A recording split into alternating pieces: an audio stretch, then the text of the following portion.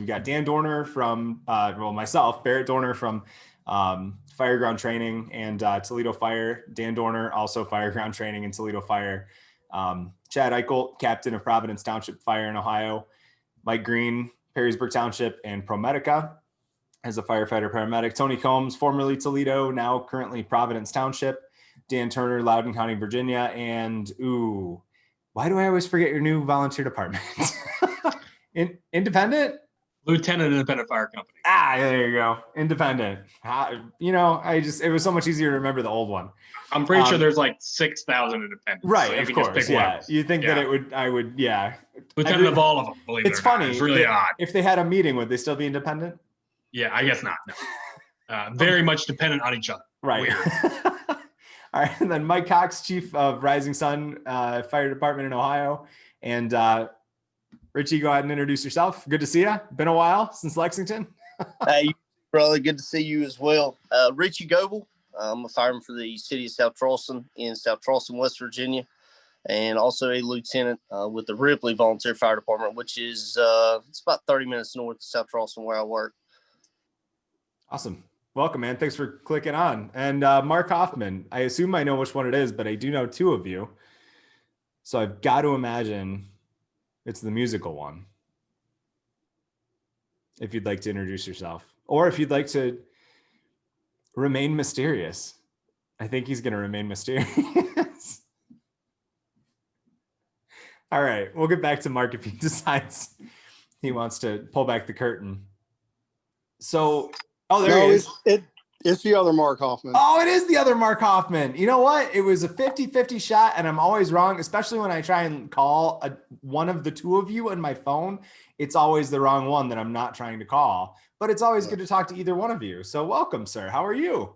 I'm fabulous today. Just heard about it. Just going to sit in and listen in for a little while and see what's going on, buddy. Yeah, if you want to give us a little introduction, a lot of people on here know you, but we got some people from all over. Mark Hoffman, a member of Bethesda Chevy Chase Rescue Squad back in Maryland, was lieutenant and shift commander there, ride our heavy rescue squad. And we run about 8,000 or 10,000 calls a year with an all volunteer department. And raised two damn good firemen on top of that. The Hoffman brothers. Well, cool. Well, thank you guys for being here. So we're starting out just talking about the disconnect that I've picked up on, and I kind of wanted to bounce it off you guys and see if you picked up on it too, where we've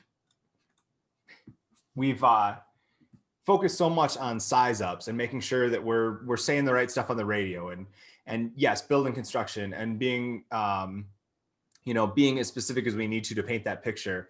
But then what I've noticed is, and with myself too, for those of you who kind of missed the story, I got to that point where at the second fire that I had command at, my brain just went, blech.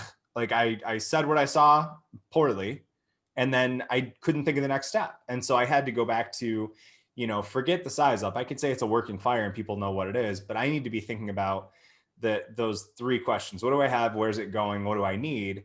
Because if I think about that, then I'm thinking into the future. I'm not just saying what I'm seeing now and then going, blah, right? And I've noticed that as putting students on the spot or talking to people and just kind of, going through scenarios, that's not just me, it seems like. That wasn't just something I went through. It seems like it's kind of maybe a shortfall of how we're stressing the size up training versus including in that size up training, going to that next step and deciding what tactics we're going to be using. Or at least what approach we're taking to whatever incident we're on. Have you guys seen the same thing? Or am I crazy? Yeah, go for it, Tony. Always a pleasure. Yeah. Hold your breath on that. It's different because there's like that Goldilocks zone of the proper information on a size up. And like you were talking about, we start with the basics of, what type of structure, what type of construction is it? How many stories, yada, yada, all the basic stuff. But we forget to include that on the way to the run, there's dispatch information you can be garnering if you have an MDT or if there's other stuff that they're caller states, you're halfway there. And engine 5 caller states that everyone's out. Half the time we're told, don't ever believe that, because who's the caller? We don't know if they're a resident. We don't know if or they lit the house on fire and they don't want you saving grandma. They're finally getting rid of her. Or she my won't baby. stop eating You get oatmeal there and the loudly. lady's screaming about her baby, and it's her fucking dog that's in the house. And 1,000 guys have said they've seen it. Only a couple have actually seen it in real life. It's a story, that, oh yeah, my buddy's friend told me, the urban legend of firefighting. But we forget to factor in other things or teach people about the other things, about what time of day is it? What's the likelihood of occupancy in the middle of the afternoon? Somebody had to call the fire in. Fires don't start themselves. Who called the fire in? Was it a resident? Can dispatch identify him as a resident? Or was it the semi truck that drives past the overpass near station 19s, and 19s goes out 3 times a week on the gas flare from the Jeep plant? That dispatch can't extrapolate that on their own. You would think they would by now. But as far as running order, it's, again, a huge learning curve, and still is for me. Part of our size up includes driveway length out in the rural areas. How much of a lay do you have in your bed? Where are you going to set up your porta potty? Your size up starts as you get on the street. What do you see? Can you see smoke billowing up from a mile away? Is it nighttime? Is there a glow? What other rigs are available? How many people are likely to respond during the daytime out in Providence? Volunteer turnout is lower because everybody's at their daytime job somewhere out in another municipality, at a factory somewhere, working for the city of Toledo, like me, in the parks department. So your size up and your what next? What do I need? Or what do I have? What do I need? And what are we going to do? You got to factor in who's showing up. And out where we're at, we don't know unless it's mutual aid most of the time. We've got 3 engines in the engine house, but we might not have the staff to get all 3 engines there. We have to start a tanker task force because we got 2 hydrants in the whole area. So building on that, what do I need? You should have kind of in the back of your mind, a working knowledge or a working expectation of what's normally going to be available to you. And what assets do you have, both personnel and equipment? So I think people can get tunnel vision on the size up. I've heard, when I was on Toledo, I heard guys that would say, this is a working fire, and that was it. And then you have other guys that are, it's a 3-story colonial brick facade that was built in approximately 1916. It has a dormer that's probably an addition, whatever. I've always thought that it was the realtors. That was the guys that are realtors on the side that do that. Like, this is a beautiful, it's like when new Bryce colonial. is taking someone. You go on a medical run and Bryce is getting the genealogical history of the entire family and saving him the money on the 23andMe. So that I'll let go. Well, one of the things I want to hit on that you said, because it's something that we hear a lot. And I just pulled up the stats from, I know Dan, you already brought up the firefighter rescue survey. So I'm going to share this real quick and I'll summarize it for people who are going to be listening on the audio. But I think that rescues per hour of the day chart, obviously a big spike, over 70.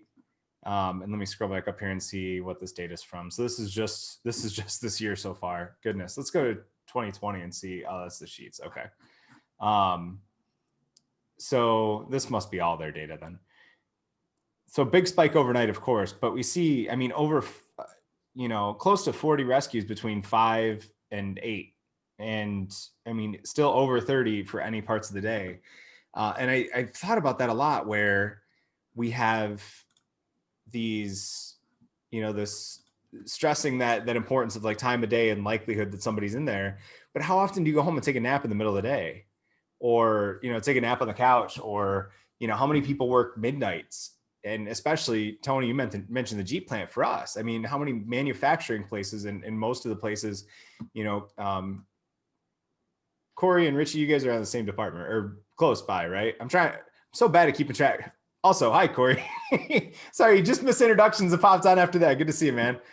Good to see you, bud. But you guys are pretty close, right?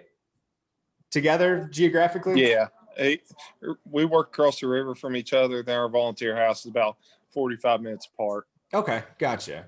So we're all kind of in the same general, we have people that blue collar folks that are going to be working midnights that come home and go to sleep. So, then it becomes an importance level. Like we can throw all this information at people. And also welcome Chief Hartbarger from White House Fire. A man I see on many Zoom calls any given moment. But we stress so much information and it's, trying to predict stuff. And I'm not trying to negate that, Tony. I'm just trying to piece together, how do we give people that good balance, especially with the variety of response times and variety of experience versus just saying, I'm not saying just say a working fire, but if you just tell me where the fire's at and tell me if it's in the basement or not, that's good enough for me to get started. And then, de-stress a little bit the importance of saying everything up front, remind people that they can update their size ups and update, they're going to do a 360 or a Charlie said report or whatever it is, to update it anyway, as long as they can get through on the radio, which goes to a whole other issue that some departments have, is that they got to be able to talk. But we have to strike that balance of enough information, but not overwhelming them to the point where they're trying to say so much about arriving on scene, and they can actually start thinking about, okay, you're forming an IAP, and as much as I may be the biggest incident command nerd here, although I don't know, Chief Hartbarger might have me beat on that now that he joined the meeting. But being such a big ICS nerd, like I don't mean to go back to an abbreviation, but realistically, if you don't start coming up with a plan, I don't care what the building looks like, you're not going to put it out. Like you need that next step. And I feel like we're kind of letting that gap exist right now. Oh, I mean, I'll be honest, typically what I use is the one that I hear most often in Prince George's County. It's like conditions, actions, needs, and water, which I know kind of goes off of what you were saying, I think kind of with yours. I'll give as simple like as I can, number of stories, type of structure, what my crew is doing, and then I'm doing a lap and a command statement, and then I'll get my water. So I'll typically say, engine 4 is on the scene, 2-story, single family. I got fire showing from the roof. I'm out doing a 360. My lineman's getting lined at the front door. I'll have tactical command of the portable. And then if we have our own water. The only time I won't say we have our own water, of course, we lay out. But I'll give, as my driver's getting out. I missed that last part, Dan. I'm sorry. I'm sorry, say that again? You said the only time you won't say? I won't say I have my own water if, of course, we've laid out line. So as my driver stops to lay out, that's when I'll give, engine 2 from engine 4, I'm dropping a line at, West and Elm, need you to pick it up there. Mm-hmm. And then, we lay in and I'll give the rest of that. My general rule is I won't leave the seat until I have all of that out. After all that's out, it's game on. I'm out doing my lap. My guy can be outstretched, whatever. But that's typically what my rule of thumb is, as far as my rubber report. I try to keep it simple, but at the same time, give people a pretty good idea of what's going on. Yeah. Another thing that maybe gets overlooked a lot, and maybe not, is most of us have the ability to have the satellite image of the building on our phone. So you may not need to say like what type of building it is. I always do anyway, in case you don't. But I always say 2-story single family or garden style apartment, duplex, townhouse, middle of the road townhouse, whatever. Just so that we're all operating on the same page. And we have to loop back around to what you and Mike were talking about. We have county SOPs, so you should pretty good idea if we're going to a townhouse or not. But if we are, second dude's got an idea of, hey, I need to pick up their water. We're running up to their rig, such in the second line, and either going to the floor above or we're going to the enclosure townhouse. Same thing with the garden style apartment. We know that we need to either back them up on the fire floor or go to the floor above. But with those preset roles, those can also change, and that's really where the incident commander comes in. to help make those preset changes work. Just going back to what we had said before, there has to be a play before we have an audible. If we have the play already laid out, it's much easier for us to do an audible. The third in engine's got to drop a supply line for secondary water. If they have to do a split lay, that's not a problem. Fourth engine can pick up their split and finish that water. But we have that because we already have a play. That's really a long-winded way of saying, yeah, I do conditions, actions, needs, and water supply, and that's it. I'm glad you were long-winded. That would have been really boring and uneventful if you had just said that and stopped. Yeah, I'm kind of practice shutting up. Yeah. No, don't, because the more you shut up, the more I have to talk, and nobody's tuning in to hear me talk. So please say as much as you'd like, because there was some good stuff in there. So let me do this real quick. Everybody that has standing orders for rigs based on arrival or based on when they're due, just raise your hand if you have those. Kind of with mutual aid, Mike. You got Mike Green. You got your hand up. Are you talking about your mutual aid with the neighbors, more or less? Yeah, something like that.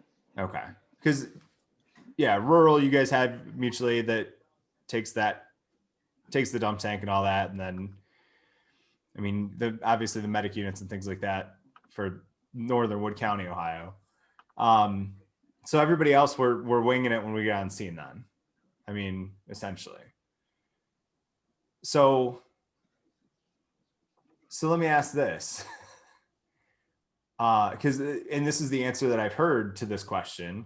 So if we put a running order, if we say the first two engine is going to be attack every time, the second two, not every time, but as a standing order, just like our, can't believe I'm talking about EMS all of a sudden, but just like our standing orders for medical direction. I'm listening. First two, I got the full-time paramedic's attention. Oh, my Cox's eyes also lit up. Both the mics really into it. So we have standing orders for that, but we don't go to every diff breather and make it up. And so if we say the first two engines are going to be attack, the second due engine or arriving, get on scene, first arriving engine is attack, second arriving engine is search, third arriving engine is water supply and backup, fourth due engines, whatever, truck company responsibilities. I'm trying to think outside, the urban and look at the other departments I've been on that, you're getting more engines than a variety of rigs. So you've got to split that up. Whatever is decided there, having that predetermined takes and this is what I've heard. So please tell me how you feel about this. Takes away the power and the ability of that initial incident commander to make decisions based on what's going on. I kind of like the way you looked at it there, but because I guess it made more sense to me. I don't know. I like obviously going down the list. I'm just thinking like, you remember what Perrysburg used to look like. Going down the list of like protocols and whatnot. And then obviously you're doing like IV, O2, blah, blah, blah. But at any point, a problem can arise and become top of the list. So like if it's an airway issue, we got to go up there. If it's a life safety issue, we got to go up. So I do like thinking about it like EMS protocols. Of course you do. That's why I had to say it to get you involved in the You got me. I got hook, line, and sinker. You sneaky. But really, if we do, and I was going to say half our job, but if we do 80% of our job with that mindset, why do we spend the less frequent, more risky time of our job making it up every time? Just kind of winging it, and then you have people who are like, "Oh, why did he do it this way?" Or why did he choose this truck to do this? Or why did he choose to forego this? And I don't know, whatever. And I'm not saying there aren't reasons. Like there absolutely are that I've got some in the back of my head right now, but I just want to hear why you guys think that we have such a disconnect between those two roles. And sorry if anyone here doesn't do EMS. that they're like, I didn't tune in to talk about this. This is called fireground training. What the hell's happening? What? I'm not. I think most of it lies in what type of auto aid or mutual aid contracts you have with your surrounding departments. If you can get that black and white, this is what I need every time, then that helps out. But also you got your smaller rural departments that have lower minimum staffing or no staffing at all during the day, or any number of staffing issues that may lie in that, where you can't necessarily depend on that department to bring you exactly what you need.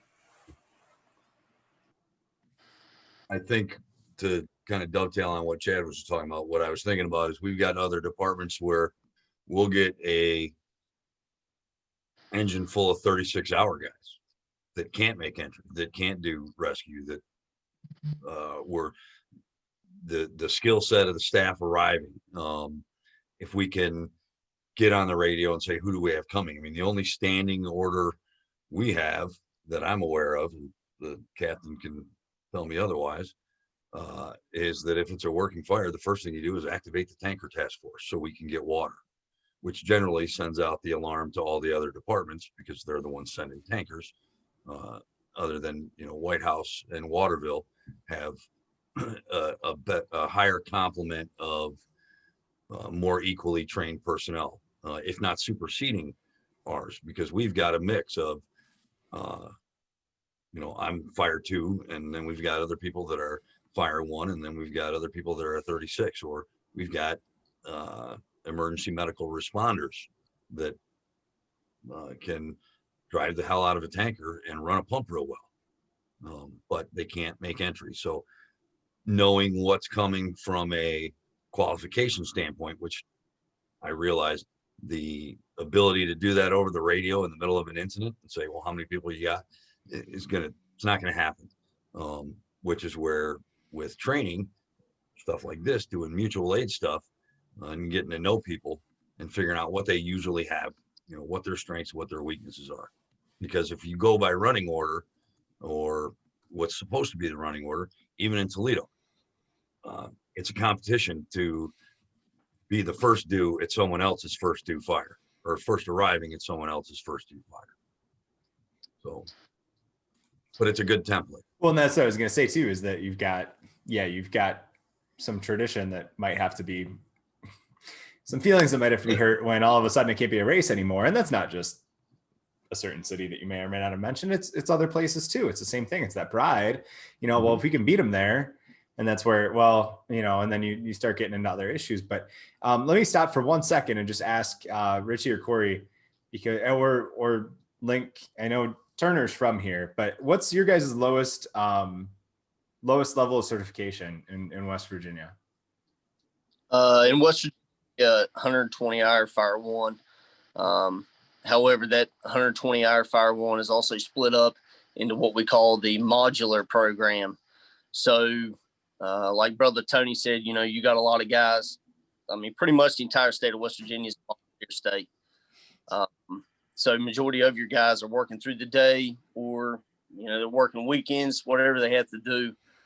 So this modular program, I teach it. I'm not a huge fan of it, but again, that's what we have to put our guys through with their jobs and everything, so we can get good guys trained. So basically, you'll go through modular 1, and I'm just throwing this out there as an example. We'll say it's about electrical lighting and traffic control. They'll get through it, take a 50-question test. Modular 2 will be about auto X and vehicle fires. Take a 50-question test, move on to hazmat, get trained up to hazmat ops, so on and so forth. The 120 hours is just your typical all the way through, like a recruit class would be, like we would do at South Charleston. And so you have to have the 120-hour class, though, to enter a burning building. Yes, sir. Okay. You have to have all 4 modules complete to do exterior ops. I guess what would be related to your 36-hour. Okay. You have to have the first 2 modules done, which is basically your exterior ops, changing a cylinder on an air pack and things of that nature. Okay. And then Chiefs Cox and Hartbarger, you guys are more familiar with this than I am. But is 36 still AHJ dependent? Can 36-hour firefighters, if the AHJ allows, enter, or is that?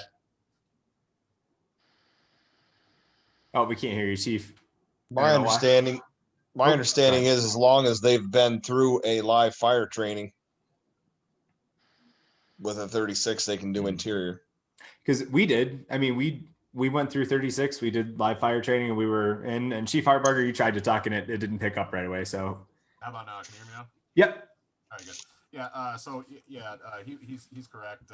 As long as they have documented additional training. So, like for our, we kind of grandfathered 4 of our 36-hour firefighters that we have. They've been doing a lot longer than I have. I would give them the equivalency of a 240 or level 2 here. But yeah, on their record, obviously we want to have SCBA documentation that we've thoroughly vetted out SCBA with them, search and rescue, multiple search and rescue drills, and then technically you're compliant at that point. Scares me, but I think again with the 4 that we have that continue to do it, I'm very comfortable with. Again, I would put them up against any fresh level 2 firefighter that comes out. But we also signify any 36-hour firefighter with red tetrahedrons on their helmet. Because we say technically 36-hour firefighters are exterior only.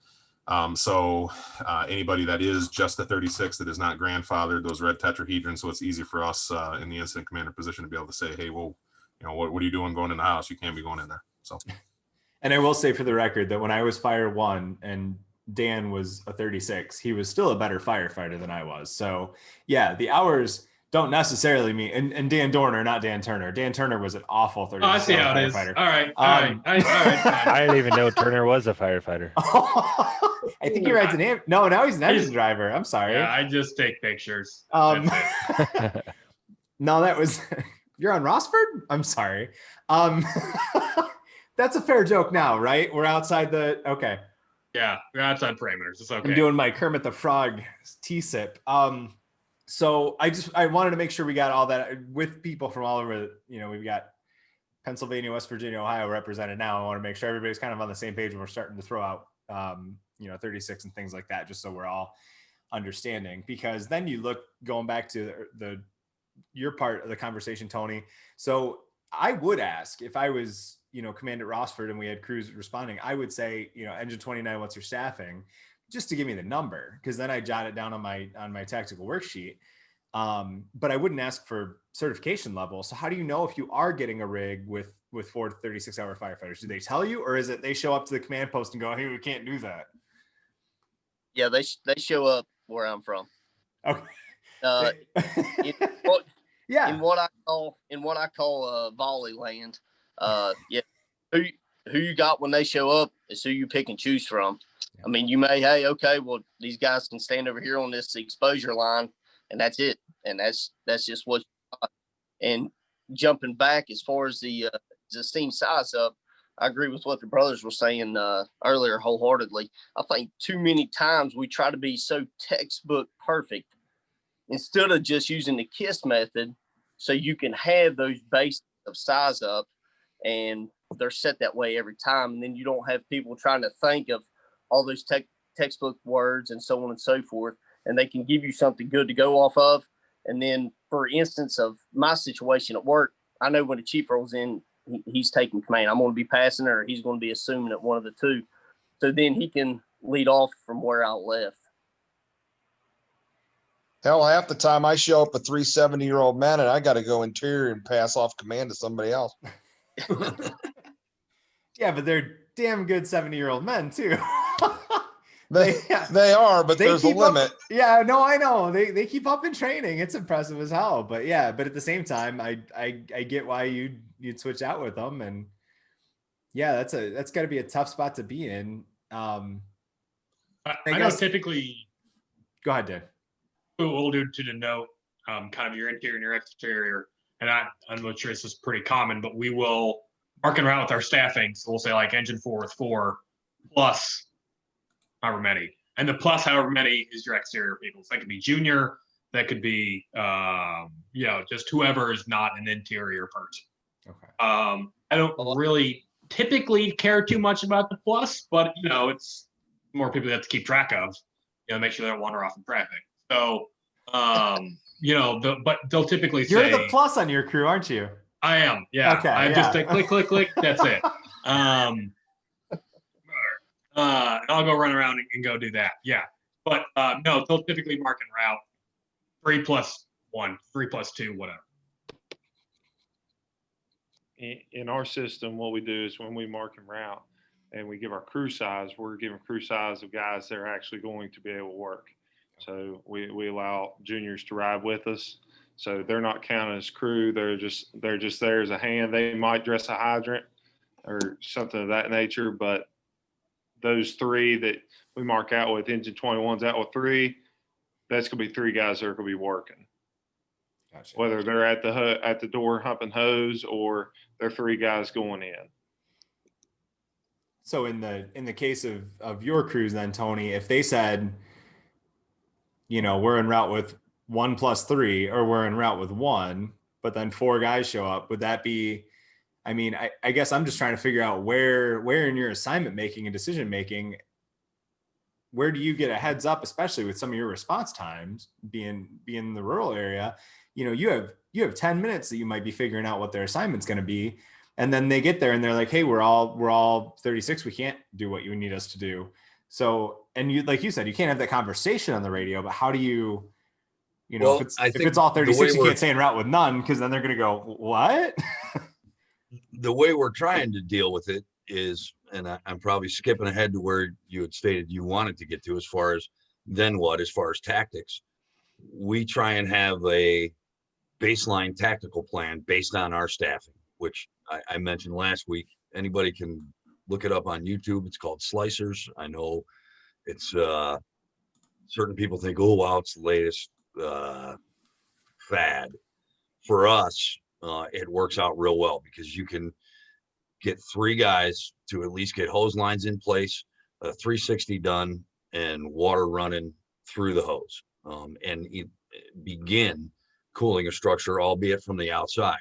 So then when a second rig or a second component of people shows up, but to my experience at Providence thus far, when an engine checks out or reports en route, and they say en route with 2, it's a general guess, unless you get on the I am responding and scroll to, you know, who's actually showing up.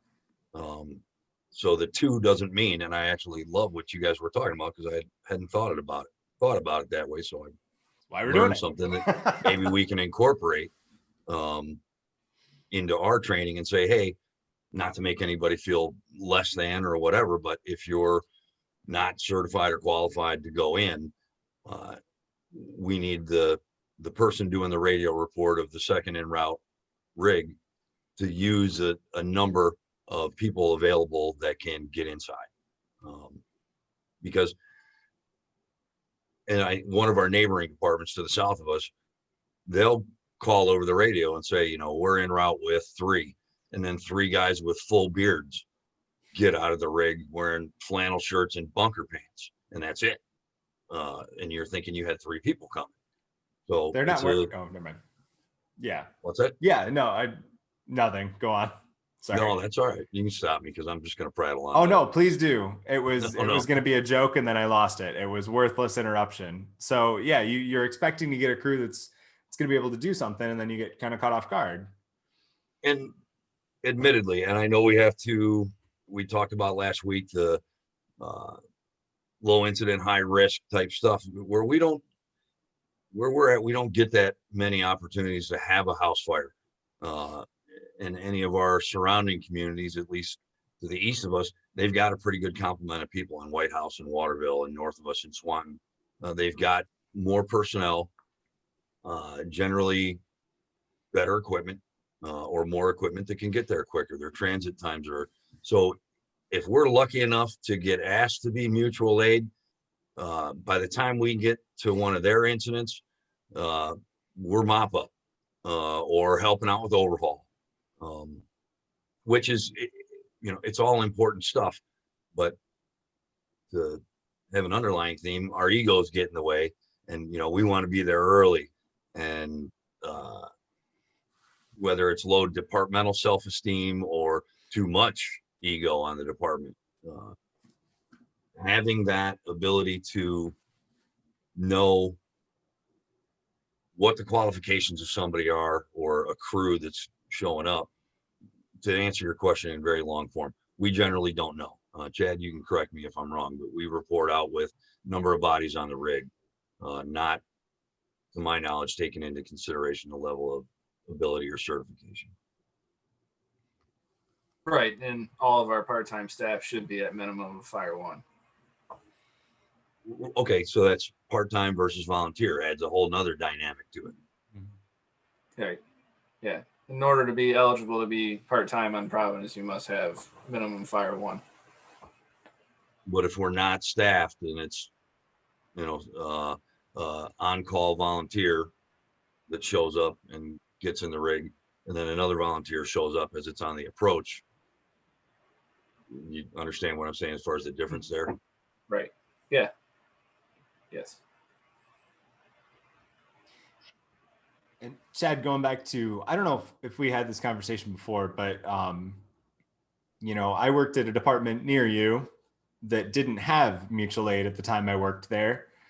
And I'm a proponent of, we can solve a lot of our own problems at the bottom because I've perpetually been at the bottom and I like solving problems. So I'm going to feel like, excited that I can do something. And one of the ways I did that was, I call it manual mutual aid or manual auto aid. I think I came up with some stupid term for it when I wrote up something about it at some point. But the point is, I had a list of a notebook that I'd take with me to that job.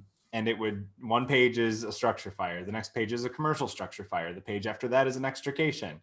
And it's just the running order, because I wanted more stuff coming than I was going to need. I didn't want just enough coming. But on top of that, nothing else was coming by default. It was just me in an ambulance or me in an engine. And mass casualty, same thing, had the same list.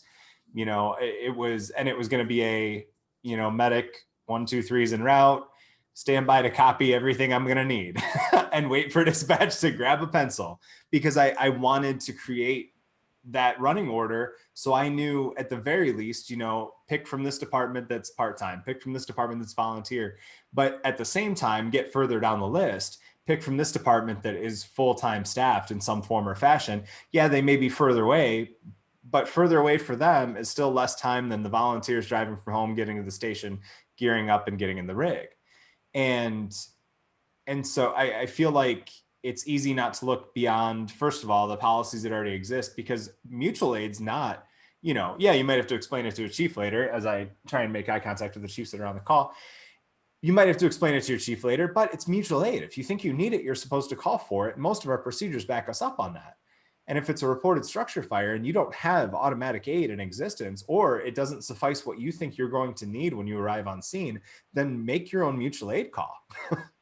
And just because you had it written down doesn't mean it's a policy, doesn't mean it needs trustees or council people to sign off on it. You're sitting in that seat at that moment, and you are ultimately, until somebody else shows up on scene that has a different colored helmet than you, responsible for everything that happens. So if you think you need it, or you think you're going to need it, in the event that happens, as you're sitting here listening to my spiel tonight, make a little auto aid notebook for yourself. And not just you, Chad, but it's one of those things that you can kind of share unofficially, but it addresses a problem that otherwise, yes, you run into red tape, you run into, the proper procedure to make stuff like that happen. But until we can get to that point, that doesn't mean that we want to be set up for failure either. Right. Yeah, and the standing practice is, if it's in Lucas County, we're going to be asking for White House and, sorry, Josh, all the bombardments. And then Fulton County, if it's Swan Creek run in our contracted area, we're going to be asking for Swanton and Delta. South, or the middle line of the township is Neowash Road. So south of there, we'll ask for Grand Rapids with a tanker, and they actually have our second tanker stationed in their station. So that's always, and they know that with that relationship, that as soon as that tanker rolls, that's their primary thing. And then their second thing to do is secure a water source in their village, because they have hydrants where there's not a single hydrant in Providence Township except for the bordering area and up near White House. And then, of course, getting an engine and working crew from Waterville, and then try to stay in the lines of not depleting the entire area of resources. And that too, yeah. Oh, go ahead, Link. Yeah. So if I may, yeah, I think the answer to a lot of this stuff starts regionally and locally, meaning like you were saying at the bottom, right? So rather than waiting around for your county or whatever, division of labor is to step in and quote unquote fix things or do things, because they're not. You kind of need to just band together with the people that are going to show up on your first due boxes and such, and work those kind of running orders and minimum qualifications out on your own, away from any kind of legitimized thing. Legitimize it amongst yourselves as opposed to waiting around for some form of government to do it. I really think that's the way to get things started, and make sure that the right people are in charge.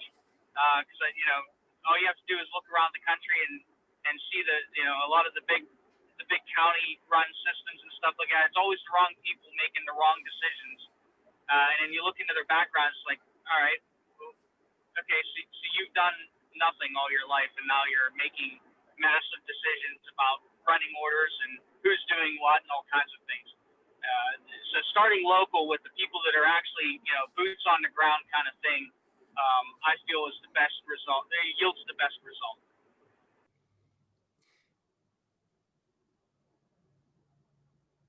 That is something that we saw as a bunch of us networked like this, like Tony, you were just talking about, just getting to meet other firefighters from neighboring departments. We would call each other on the way to the station and say, you better get to your station.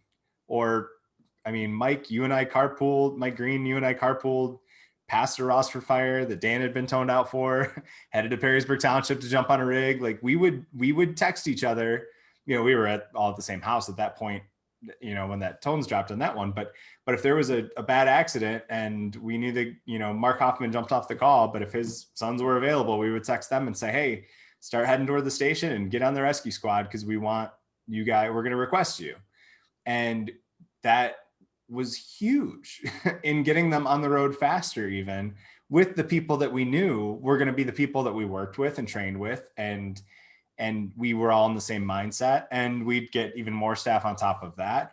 So yeah, I think that's a great point that goes back to how much we could do on our own and really solve a lot of the problems that I think people like to sit around, and it's always easier to complain about it. It's always easier to complain about it than it is to actually figure out a solution, or think that, well, I'm going to get in trouble if I request mutual aid, or I'm going to get in trouble if I do this, or, it's like, okay, so you get in trouble, but like, what are you going to do? Get yelled at? And not to quote Inglourious Bastards, but because I'm not going to, because I can't remember the line word for word right now, but I'll take getting yelled at if it means that. Yeah. Do you want to, Dan, you give the line, the whole thing? No, I'm good. You seemed like you had a handle on it, but it's chewed out for sure. Well, I know, so I wasn't quoting it. Well, I'm not going to do it. If I could find it on YouTube real quick, I'd play it. But yeah, so I'd rather, and now Chief Druid's on the call, who was my chief at one point, and I'd rather come back to him and him say, what the hell were you doing? And explain it and have the chance to explain it. And even if I had another chief that wasn't the same way Josh was, then I would still come back. I'm going to defend my decision, because I'd rather have to defend a decision than have to, know that I let somebody die in a fire because I didn't request enough crews initially because I was afraid of getting yelled at by a chief. I'm gonna be bitching, and you should fucking get back to town. Man, There I'm he glad I is. got to join this merry group of people. From all over the country tonight, Chieftain. Oh God, well, some people don't know me. I could spook them. Yes, exactly. We need to get some Hinkley folks on here. Josh. Oh, yeah. We got the double Joshes going on. What up, Hartenbarger? What's up, baby? How you doing? Oh, Slick 50, baby. Slick 50. I was supposed to be somewhere else, and then I got the hey, this is going on right meow. And I said, I gotta tune in. This is better than live rescue. Chief, what is Slick 50? Slick 50, it's better than WD 40. Come on, man. Oh my God. Love and miss you guys. All That's all I gotta say. Glad to have you. Oh my God. I'm glad you asked the follow-up question, Turner. That it didn't even cross my mind to ask that. But Yeah, now what I'm up, glad I know. Virginia? What's that? What up, Virginia? Not a whole lot. Just hanging out. I love it. All right. That was awkward silence, Barrett. I'm sorry. No, it's not awkward. It was a pause to potentially pivot. There's no awkward silence amongst this crew. Silence every time he walks into the room, right? What's that? I said, Josh, you're used to the awkward silence when you walk into the room, right? Every day, baby. Every day. All right, I'm going to go back to mute and just do some lurking. You too. I'll listen. Yeah, all right, lurkers. No, please don't just lurk. Pop in if you have any ideas of what you want to, anything you want to say, because the more participation, okay, I know we all have to wipe the tears from our eyes after Josh popping on. I tell you, I will hit one point. I think it was absolutely. Mike Link. Was that his name? Brandon Link. Brandon Link. Sorry, Brandon Link. You know, I think he hit on something that our generation has seen in the fire service that I think those before us maybe didn't have to see, or it was definitely a lot different. I mean, obviously when I started back 2000, you know, we had 40, 50 people on the roster that were very active and continually showed up. Obviously through the course, you know, we got to the point of where we had to address it with our staffing levy we did this past year. You know, so I think it's our generation that is going to see this transition into, you know, he hit on some things countywide. I think we constantly have to evolve. We constantly, you know, have to look at, you know, auto aid is beautiful. Like you said, you know, mutual aid, you know, are you going to get in trouble for calling people? That stuff's got to stop. I mean, we have to break down the walls. You know, early on when I started in the career, we were territorial. You know, I don't remember going on that many calls with Waterville Fire early in my career. I don't remember going on that many calls with Providence early in my career. But man, I tell you, about midway through, we were running all the time, and we had good chiefs that I think were willing to bridge out and tear down the barriers and say, we're not too proud to ask for help. You know, this doesn't have to stay internal. And I think that's where we have to evolve to. You know, we have to say, you know, I love these ideas. So I was taking some notes here on some of these running orders because, you know, we even struggle to adapt our policies and procedures to be what they need to be today. So I think it's imperative that that conversation continues. And of course, you know, it does need to start from the boots on the ground because, you know, it wasn't that long ago when I was boots on the ground, but now in a different position, it is, you know, sometimes hard for Josh and I to see the full picture. You know, we think we know, but it's difficult for us to see everything. So I love that. It's going to continue to evolve and change, and I'm looking forward to the future, but it's going to be challenging. So I welcome that. It would be boring if it weren't challenging. I mean, I'm saying that in a completely different position you're in, though, than you're in. But at the same time, like if there were no challenges, if there was nothing to look at and say, how can we do this better, or how can we do it differently, or how is the fire service going to be different in 5 years? Looking back at how surprisingly different it was just 5 years ago for a lot of us, then this, yeah, we'd still get to go to fires and stuff, and that'd be cool. But like that other level of like, let's make it better. Let's do the stuff that, you know, if we say, you know what, we're going to be that next generation of people that we don't want people looking at us going, oh, those guys are up there and they don't know anything. Like people are still going to say that because everyone hates their boss by default. Sorry, bosses in the room, but everybody hates their boss. It's a boss. No matter what you do, somebody's going to hate you. So take notes, Chad. What's that? I told Chad to take notes. Oh, Everyone loves me. There you go. But that's where I'll counter with you, Barrett, and I'll say that you're right. A lot of people will hate their boss, but that's because we have a failure in leadership within our organization, in any paramilitary organization. Right. Well, Leadership, as long as you have that person that, you're right. There's bosses I couldn't stand, and some of it, unfortunately, was within the fire service, but that was because they didn't care about the people that were underneath them. They cared about themselves and making themselves look good. So I think that's it. But you have someone like Josh Druard, that definitely, you care about your people. You want your people to have good things. Our job, I look at my job, I'm a small department. I think we have some great opportunities. I don't want to lose any of the people that I have. I have 4 full-time jobs coming up, and I have 12 people that are going to apply for them. I'm going to lose some. And you know what? A lot of people, I used to, when we go to these chief gatherings, and sometimes you hear people, man, they're so frustrated because they're losing people. And I'm like, well, take a different perspective from it, that, we want to build our employees to the point upon which they could go anywhere. And, we have a lot of employees that end up with Toledo Fire. So ecstatic for those employees that get that opportunity to do that. And if you treat your employees right, you actually are a leader in this business, rather than being a manager, a boss, whatever it was we thought we were supposed to be. My hope is that they stay on part-time. Maybe they stay on, as volunteers. And again, I think that's where we're struggling, and we need to get that back. It's my generation. I think I know early on I took a lot of things for granted. I looked at some of the chiefs that I grew up with, and Chief McNutt taught me a lot. I mean, he was definitely a people person, and that's the thing. You can see every chief has their nuances, right, Chief Druard? Oh yeah, Josh, I agree with you completely. I had to fix a place that was a little bit broken because the fella never invested in the best capital you have, which is your people. And if you don't start taking care of them and investing in them and letting them, if you're going to make somebody an officer or a duty officer or whatever you're going to call them, if you don't let those people do their thing and back their decision, then why did you put them in that place? And it took a while for us to get there, but you have to take care of your people and believe in them and let them, I don't even want to use the word mistake. You have to let them make the decision. And if it's questionable, discuss it later after the fact. And the guy that's hosting this meeting is one of the best people I ever had there. And I miss him. Bullshit. You're gonna lie. You're gonna lie.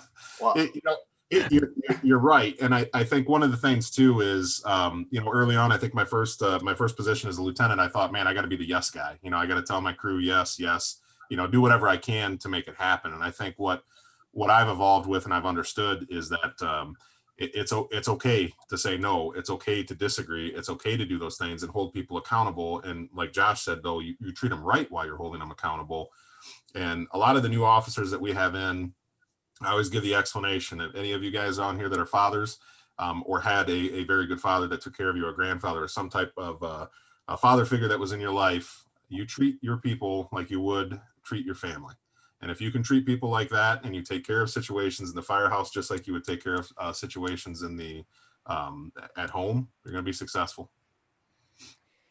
Right. Yeah, without a doubt. I'll back that up, and Dale can chime in on this too. We can reliably get a crew out the door almost any time of day, any day of the week on an all-volunteer situation. My no name. Yeah. Yeah. Dan is also Dale. Yeah.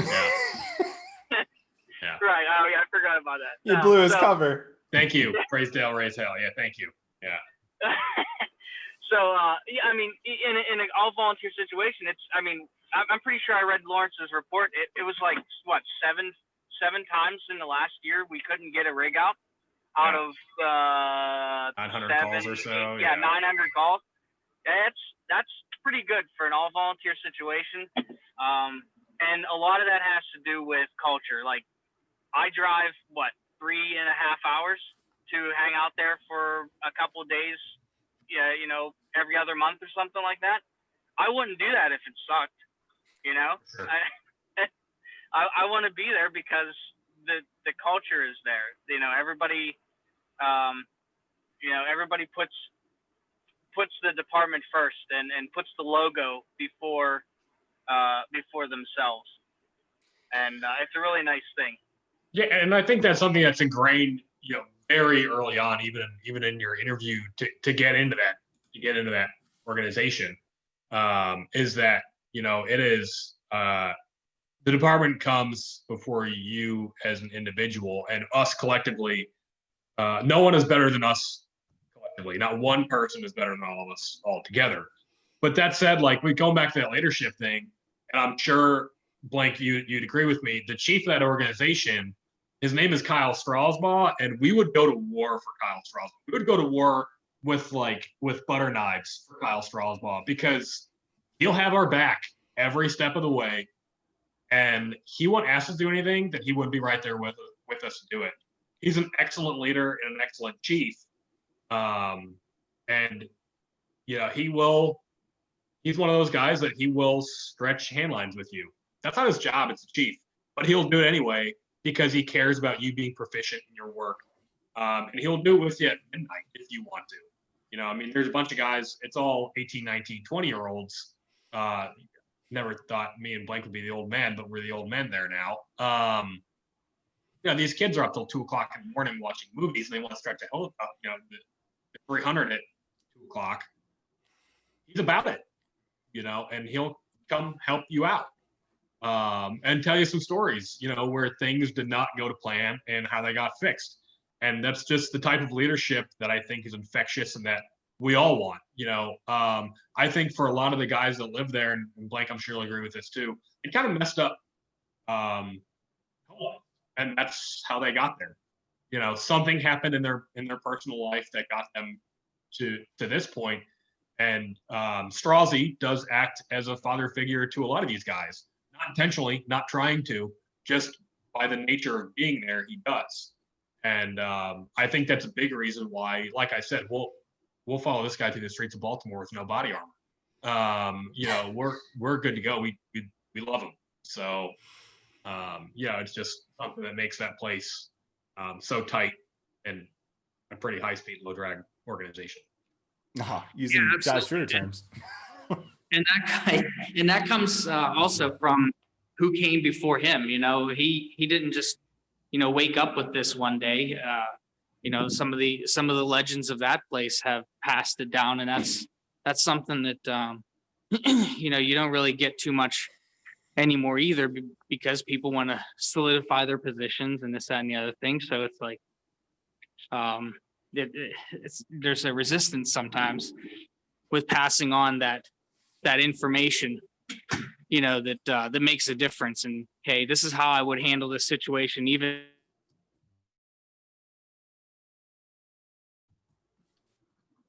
Oh, we lost him. Blank. Oh, we lost him in the middle of a good point too. But I really agree with what he's saying here. If you show somebody something small, in a time where getting information from people or just getting them to do something with you, to do a drill with you, seems like it can be pretty difficult. That's invaluable, and there'll be loyalty for that. I showed a guy how to use a can today.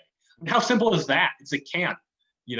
Something we've used hundreds of times throughout our career, just how to use it, because the guy's never used one before. The guy's never had to recharge one before, whatever. That guy's going to come in with other questions in the future.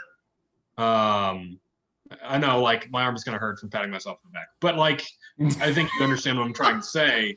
As long as that's the reason. Whoops. More trustworthy. Don't laugh too hard, Barrett. More trustworthy, I think, because of that. Thanks. I'm done. Yeah, and I was just gonna ask you guys to explain. The culture too. I feel like being around that department, getting to spend a weekend there and seeing, or actually spend a night there and seeing the difference between the live-in, people, young kids wanting to live at a fire department and getting that opportunity.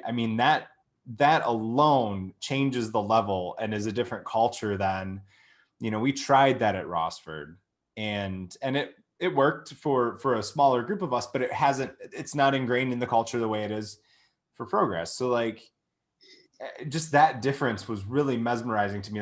I've thought about applying there, and I would have to drive 4 hours?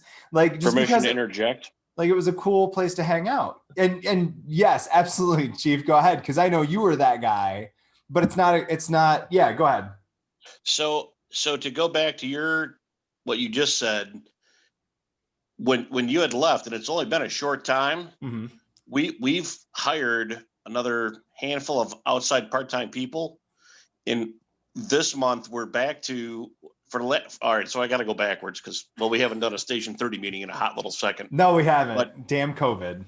But that goddamn virus. But it's code for Denny's. So and of course you can't appreciate the political change we've had at the city administrator and finance director level. But for the last quarter of 2020, we actually had round the clock staffing, living there, ready to go, make an hourly wage out the door. And when the CARES Act funding ran out, we're back to on-call 12 and 12, but we still got the same people that are willing to drive here to be on call. So for January, the month we're in right now, 2021, the on-call is full for the entire month between 1 and 3 people. So the living thing is coming back to us. And the obvious hope is to go back to the 24-hour full-time coverage, part-time staffing after they get this, tax review of Amazon. But the foundation that you had started way back when is now starting to grow some roots and get in there. And like right now, we have 3 people on call, 2 at the station, 1 coming from home. So it's 2 people in the first out blank and 1 person in the utility, or they're waiting on a fire and they're going to have 3 people on the first out rate. And I mean, and I'm not going to pat myself on the back as hard as Turner did, but well, yeah, he might have threw out his shoulder. I don't. I'm in incredible pain. Incredible pain. Love you, Dan. But appreciate it. That's a hard turn to a culture change. I mean, that's a department that went from, what were we at 5 years ago? 800 runs a year. Oh yeah, and we cranked out 1,015 for 2020. We had a short April, and again, you. When I say you, I'm talking to you directly as I'm looking at your beautiful face on this Zoom thing. But Dan, Dorner, and Barrett, oh, that's beautiful. Since Ed and Karen have left and we got Gina and Allison in there, it's a 180. It's a 180 from where we were at. Allison, the city administrator, is now moved into town, and she bought Jerry Kapersky's house right around the corner from me because the poor little bugger passed away during COVID. But she could not believe we don't have people here around the clock, and she is bound and determined to fix that. That's awesome. So that culture change had to happen from both sides almost. It had to happen from a change above you and a change below you. It needed both of that to find that perfect mix, is what I'm hearing. And then luckily enough, we've got the buy-in from these people. Now we got people, again, driving in to be on call. I'm not making it up. I can't believe they're doing it, but I'm not complaining, because at the end of the day, I'm sure we're going to go back to this 24-hour coverage thing with the part-time people, because we just did the stats for this thing, and it cut down having to call for help by half, and it decreased our out the door time, actually overall response time, by 3 minutes. I mean, it's just the overall crazy. Response time is down by 3 minutes average for the year. Wow. Yeah, so the first 9 months of 20. Hi, Tyler. Sorry. Hi, Josh. Sorry, I'm not there with you right now. He's a Middleton. That was a Middleton squirrel moment. It was. So the first 9 months of the year, we were 6.6 minutes out the door to arrival on average, and now we've shaved 3 minutes almost to the exact thing off of that. Wow. For a quarter. And what's even better is when you got the city dwellers next door believing in that. Yeah. Damn. So you started it, Nana Boo Boo. No, you started it. No, I started it. I'm kidding. But it was a lot of us. It was that core group, like we talk about with any department. You have that core group of people. I mean, that week that I still have the pictures of how we rearranged the room, and I still have the live-in proposal for Rossford. Actually, it's on fireground4.com under the consulting section. just a little quick plug. But that whole thing's posted there because we knew that had potential. It was just a matter of having a core group big enough that was available. And going back to what Dan and Blink said, that, you know, having a younger group of people that are looking for that kind of connection, looking for that kind of experience, not only experience in terms of fighting fire, but also in terms of experience of having, you know, a different family. I mean, these guys, I felt like family, and I was there for a weekend. And that was just cool as hell to have that experience. And that was why even in the strategic plan, Josh, when we talked about, you know, well, how do we get people to show up more? Well, let's go on more runs. How do we increase the number of runs we go on? If we're staffing the station, how do we make sure that rig does go out the door to help, you know, a neighboring department, even though it's not the auto-aid rig?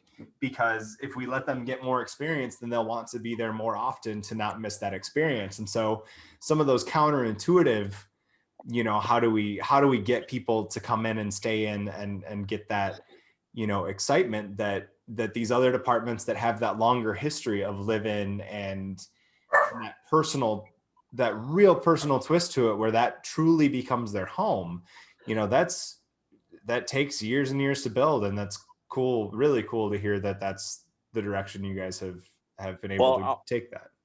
I'll share with you a couple stories. And first of all, I'm not trying to sound goofy because I looked at the participant list. I know most of them. We don't have any really new people in here, do we? No.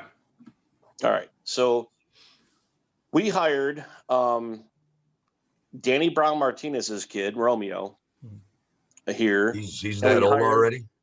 I'm sorry? Romeo's that old already? Yeah. I knew him when he was a little kid. Wow. Yo, what's up, Tony? How you doing? I'm doing good, Josh. I'm healthy. Good, and we're glad for that. I am too. And then we also hired a complete person who was in his Fire 2. They were in Fire 2 together at Owens. This little Dolly Morgan, who worked together with him at Community, and they both came on at the same time, and they love being there. And I'll never forget some of the very first impactful things that, you know, they've been there for not even a full year, but when we talked to them, and it's amazing what you can just gather by just watching the interaction. But one of them came to me and said, you know why I like coming here? Because I know that I got no experience, but nobody treats me like shit. That is true. And as long for those as you're listening to the audio of this, heads are nodding everywhere in this Zoom call right now. Is when you come to work and you get a locker key and maybe you need a new fire jacket, like a wearable weather jacket. You know, we weren't big on spending money about that, but with some of these new people, and I'm not bragging, and Barrett and Dan Dorner, you guys know this, there's nothing better when you come to work for your 12-hour duty shift or your 12-hour on-call and you're going to an auto-aid structure fire or an injury accident or something that's keeping you there. I mean, I'm sure to this poor Dolly Morgan, I love her to death. She does a great job. She loves coming there, but we got to look like we are Toledo Fire Station fucking 5, because every time she's there, she's the little black cloud, and they're going to a fire or they're going to 3 medical calls or they're going to something good. And she keeps coming back because she knows that every time she comes, she's going to go do something. And it's the newness and the fact that everybody doesn't treat them like poop because they're there to do the thing. They're showing up, they're doing it. And that's the stuff that you can't trade. And it's always a good marker of where you are as a department when the new people still want to be there for, I don't want to say minimal pay, but there's something that collects them there for their experience. And I will never trade any of that for nothing. And I think the other thing that helps us is this particular year, even though we've had COVID and everything else, we've gotten a new fire truck, we got gear grid, we painted a wall, new SCBA, new compressor, new medic unit. All these things are happening. And I think people see that continuous striving to improve and make better. And I think that's a piece of it, but they love the black cloud, go get them. Nobody treats me poopy. Let's go have at it kind of attitude. And I wish I had like 10 more of them. And Barrett, I know you get it. Yeah, you're making me miss it. Move back. I know. I knew you were gonna start whispering. An application we found at rossfordfire.com. Right. I think I only took the pickup truck out once as a duty officer. I might have to come back and do that some more before we'll see. I want to shift gears just because it's 9:30 and because I teased the hell out of the next conversation on Facebook because it caused a lot of commotion. So if anybody's got any final thoughts on anything we've talked about so far, speak now or forever hold your peace. And by forever, I mean until next Friday night at 8 o'clock when we do kitchen table talk again, right here. Great. So I wrote a post a couple of years back, and it was based on a conversation I had with Lieutenant Phil Bender. He was out of Florence, Kentucky. We met through the Tech Rescue Series for BGSU in Cincinnati.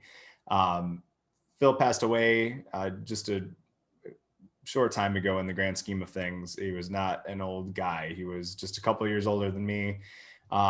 Great guy, really passionate about the fire service, really passionate about extrication. And we had a shared pet peeve.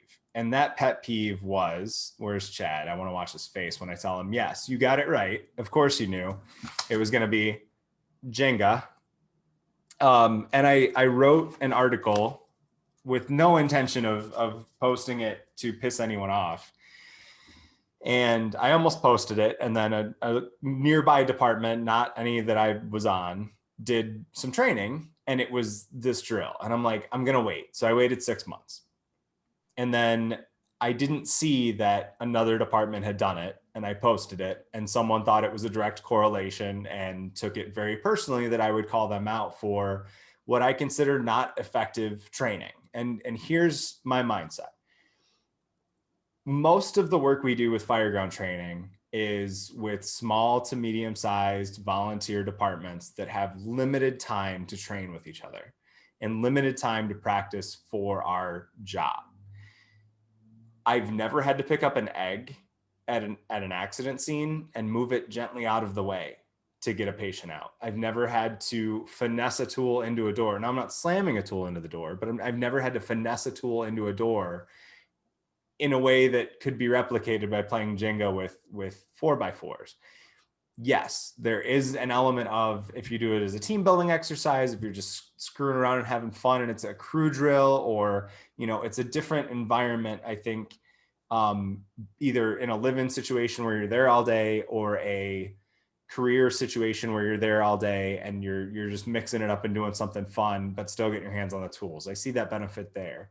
My pet peeve, and I must not have explained it well enough for that to be heard, is that when we have a limited amount of time to train, whether it's 4 hours a month or 2 hours a month or 16 hours a month, we should be training realistically. And Phil actually had posted a video of him. They had the JENGA tower set up in front of extrication training, and he came up and kicked his JENGA tower out of the way in slow motion, which was hilarious. And again, we had that shared message. And that was the point I wanted to get across was, we can have fun. We can do the dodgeball thing. We can mix it up. But at the end of the day, when we are limited on the amount of time we have to train together, it needs to be realistic, and it needs to be, it can be, if you can't make realism fun when people are supposed to be there, because A, it is a really fun job, and B, we're there to help other people, then we're probably not communicating the why well enough to get them to enjoy themselves there. And you could still make it a competition. But that's just my take. And it kind of, I felt bad for hurting the person's feelings and really making them incredibly angry that they misunderstood what I was trying to convey there. And I, again, target audience was a little different than the audience that received it. But the dodgeball, the JENGA stuff, I get the draw of that. It just, especially those departments that only get to train once a month, it just frustrates me. So that's my soapbox moment. I agree. Part of me is a little old school in that my first fire officer, Arnie Duisberg, was, I'm not here to be your buddy. I'm not here to make you laugh. I'm not here to hug you. When I've helped out with training out in Providence at different times, when we were introducing our new tactical scenarios, guys were like, well, why do we have to have the hood on? And I know darn well some of these guys haven't had a hood on other than learning how to don and doff. Or do we have to be on air while we're doing a search drill? We had the opportunity to use a school that was about to be torn down. Or can't we just, crawl with our helmets on? And I thought, especially after having a 3-year semi-self-imposed sabbatical from the fire service, I had forgotten how physically demanding it is because I had gotten used to it. I forgot how suddenly, especially at my age of 50 now, I get gassed a lot quicker. Or that when I'm crawling and I go to look up and the back of my helmet is hitting the top of my bottle, I have to adjust how I am in order to be able to see. And if I had never done that in a training environment, I don't believe you can. I think you can assist in someone's ability to do something by doing a tabletop drill ahead of time. A tabletop drill is better than no drill at all. But or you can get someone accustomed to the way fire gear feels in general, playing Jenga or dodgeball or whatever. But until they have to manipulate a tool or find something in a bunker pant pocket without degloving, or until they feel the absolute exhaustion and heat from crawling 20 feet, dragging Rescue Randy. Everyone's like, oh, the Rescue Randy is so much more of a pain in the ass than an actual human. Because we're inclined as an actual human to maybe help out, give them a little push with the leg, stay off our bottle a little more, readjust ourselves so we don't damage our equipment. A Rescue Randy's as real as it gets. It's a lump of, granted, maybe less flexible material, but you drag it 10 feet doing proper technique in good physical condition and you're gassed. You're not going to get that from Jenga. You're not going to get that without all your gear on. If you don't get used to how it feels with everything on or with noise. One of the things we did besides incorporating a smoke machine was we were banging on lockers or banging on walls, turning on pass devices down the hallway, because you're going to hear all these other things. And how do you learn to zero in on things without that sense of realism? And obviously you build on it. You don't start with the worst case scenario, but like we mentioned last week, it can get extreme then, where then you got the guy who, in addition to shutting the guy's air off, is also entangling the bottom of his bottle and tugging on his boot. You're presenting somebody with 3 problems before they've learned how to handle 1. But if you're doing team building, I agree 100%. But if you're training, you should be doing serious training for serious work. That's my opinion. One of the things I mentioned that you just reminded me of too, because I don't want it to seem like, there's a lot of people who look at Facebook and go, oh, well, they're not wearing all their gear. That's not realistic. Like, I'm not at all saying that. I'm saying instead of Jenga, even if you can't get cars to cut up, because that was the first recommendation, obviously most of us have access to that. Thankfully, we have somebody that's willing to help. But even if you can't get cars to cut up, even just going out in plain clothes and going through the motions of take a grease pencil and go out to somebody's car. Hey, you're the cutter, you're the spreader. We're going to rip and blitz or sidewall removal or whatever you guys call it. We're going to go through those steps. That's still more beneficial to me, even without gear, even without, yes, gear adds another element, and have them carry the tool and then, mark it for the other person or something like that. You can't fully do it, but at least you've gone through motions and movements, and you're still practicing, to kind of go full circle here. You're still practicing those plays versus, if you don't take the time to explain, like, I don't want to say there's going to be times you finesse the tool, but there's not a time that you're going to be picking up an egg or doing anything even similar to that, unless I'm really missing something, you know, that's not it's not something that you're going to replicate on an emergency scene. And so I'm not saying it's got to be 100% perfect. I'm not saying it has to be 100% realistic, but at least make it skills that correlate to real emergencies. Unless you're, like you said, Tony, unless you're doing team building that's in addition to the baseline training, unless you're doing something for fun to do it for fun, but not for that 4 hours a month you get to train with your whole department. And just to, you know, I think just really reiterate what you and Tony said. You know, something that I'm a big Aaron Fields fan. I listen to a lot of podcasts that he's in. He says we need to gear our training from probable to possible. And it just seems like a kind of a waste of time to pick up eggs with spreaders. You know, it's cute. You know, it's fun for familiarization and things like that. Yeah, it's okay. I twist, there it goes, it moves. But really, that's how that works. Yeah, weird. Now you know. So no, that's why I haven't had breakfast in weeks. Whack. Just toast, no eggs. Yeah, it's good and all, but there is really a lot better use. Like I said, even going out with grease pencil. You know, something that, you know, just to talk a little more about training, even our routine calls. I know we talked about this last week, but you know, we go run an EMS call. How many rooms upstairs? How do we get somebody out of there? You know, but to relate that back to our training night, yeah, I mean, we can go out to the parking lot and look at a car and say, you know, what are 3 ways we can lift this car without using airbags? Because everyone loves to run back to airbags. What are 3 ways we can lift this car without airbags? Which sounds like it's got a punchline, but yeah, go on. Not yet, but give me an hour or so and I'll think of something smart. You know, what are some different options that we have available here? Yes. If we were to have someone that's stuck under this car. But again, this thing is not really practical in case that hasn't been beaten yet. Unless the cribbing's just really dirty and you don't want to touch it with your hands as you build your box under the car. That's why God made gloves.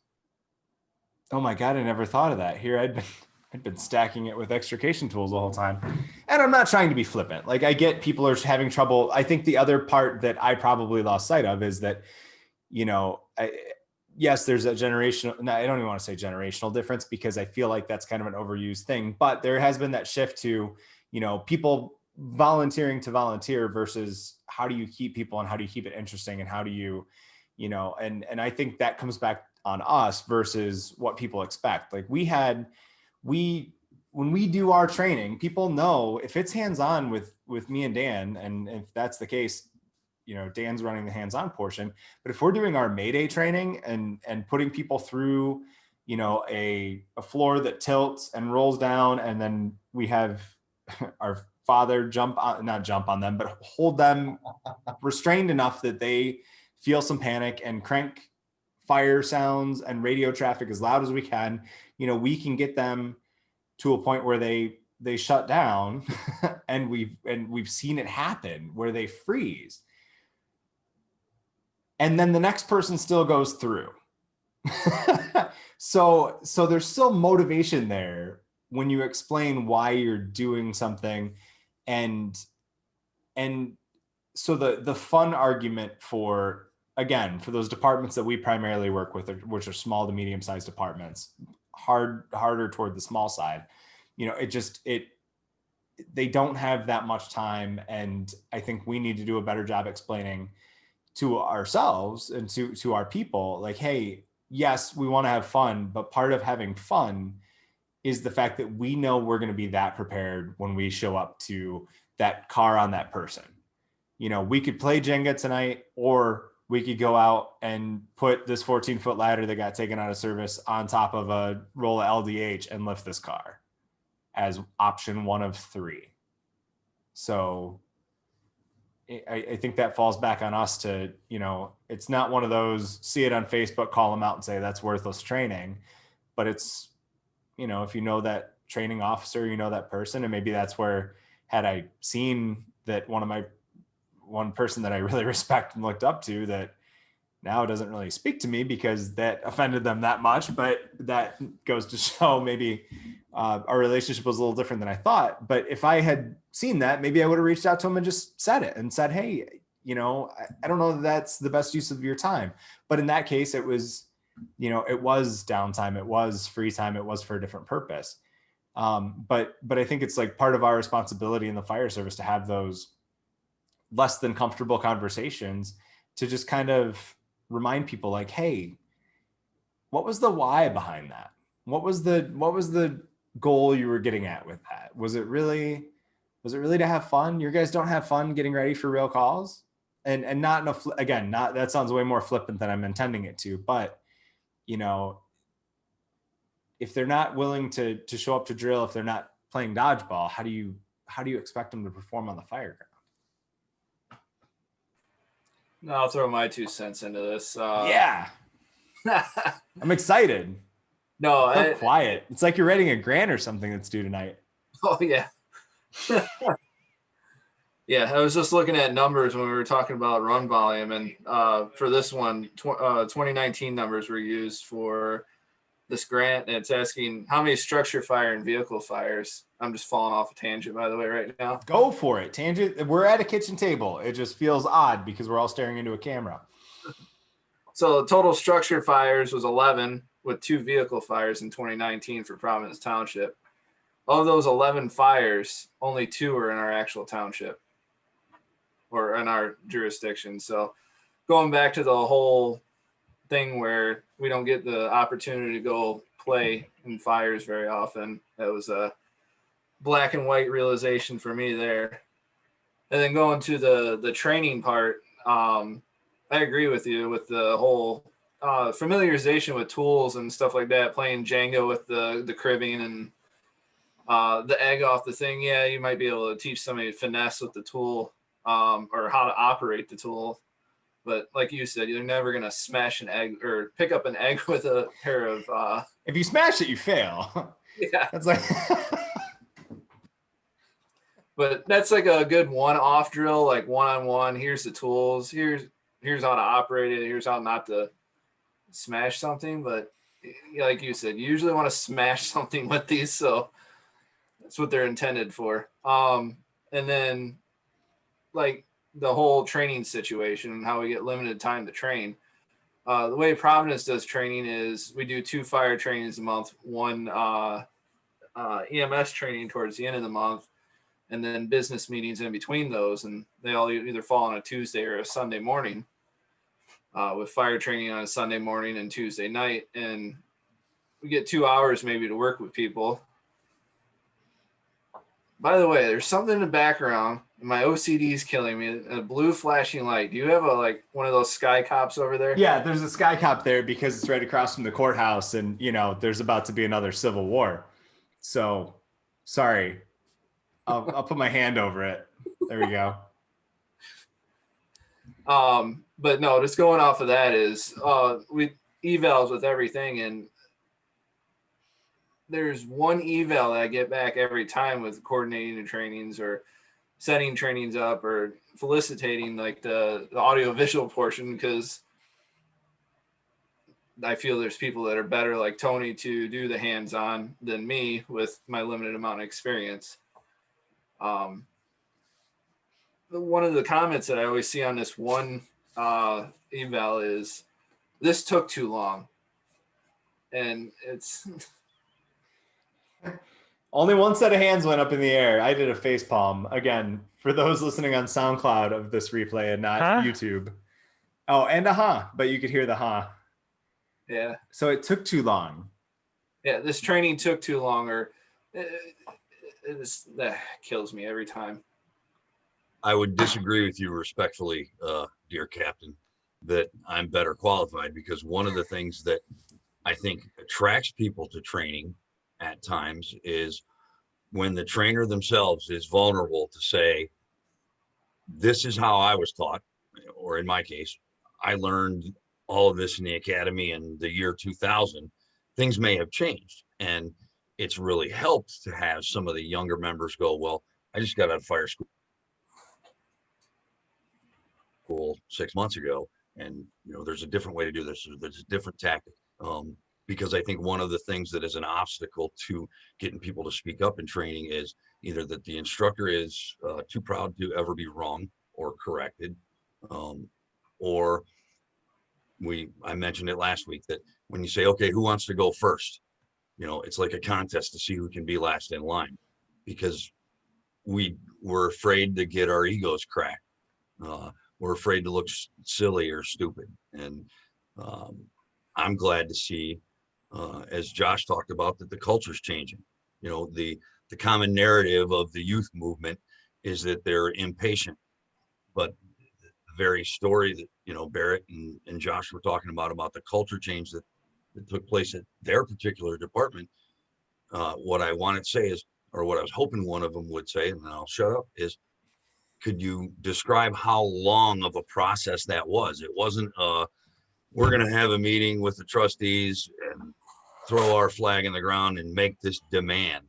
That the culture change is everything from bringing on new people to patience, to wait for things to change, to come up with different ways to engage the community, to increase your run times, to show some improvement, to show that the change or additional investment in your department is going to be worthwhile. Because if they're content with what they currently have, they don't see a need to get more. Right. If you can't demonstrate an area of improvement, or this is where we think we can do better and this is what we need to get there. But the amount of time and patience that goes into it, and if it wasn't for the youth movement, or a couple younger, more seasoned officers that are willing to be progressive enough to maybe change their style of thought or their approach, and not have to scream at a guy or belittle a guy. But I remember being in an engine house watching a guy, the driver, say, "Stay away from that pump handle. You don't get anywhere near that effing pump handle. You understand me, boot?" Where a better approach might be, "Hey, would you like to go through the pump panel with me this morning? Can I show you something on there?" Ask a question instead of making an assumption. And you're liable to invite people to shed their fears to ask those questions or to inquire more. If you let them know, not that you're a safe space and that I need my time out, or safe space, boot camp yellow card thing they do now, but to let them know that you're not that I don't want to hear or see from you because you've got 5 minutes on the job. I got more time on the toilet than you got on the job, kid. Type stuff. Right. I'm done. Sorry. You don't have to apologize. You're here to talk. You always apologize, and you're always contributing such great things. No, you don't. Have you heard me? Dear God, you've sat through my classes. You know that I've got you topped, and you're much better spoken than I am. Look at me. I can't even. You make up for it with the Snapchat filter that's making you look all good, or either that, or you can afford a good camera. Oh, lights. He's wearing makeup. I'm wearing makeup. Are you wearing makeup? And his downtown high-rise apartment. It's very throwback to being a reporter. This is me living that part of my life again. By the way, Chad showed me the cheeseburger stabbing story online the other day. Ooh, the long version or the short version? The long version where I actually slap the hamburger, or somebody slaps a hamburger out of my hand, or the cheeseburger. Out of your hand. Yeah, that's the good one. Got high and then got a serious case of the munchies. Yeah, that's my claim to fame. Spot on, really. Were you that guy? I think with yeah, what Richie. With what Chad was saying, I definitely think everybody, whether you're in a volunteer, combination, or career department, as the senior man gave me some time, he said, "Hey, brother," he said, "I don't care where you're at. It's the same circus, but different clowns." And everybody has that problem with getting people motivated to train and whatnot.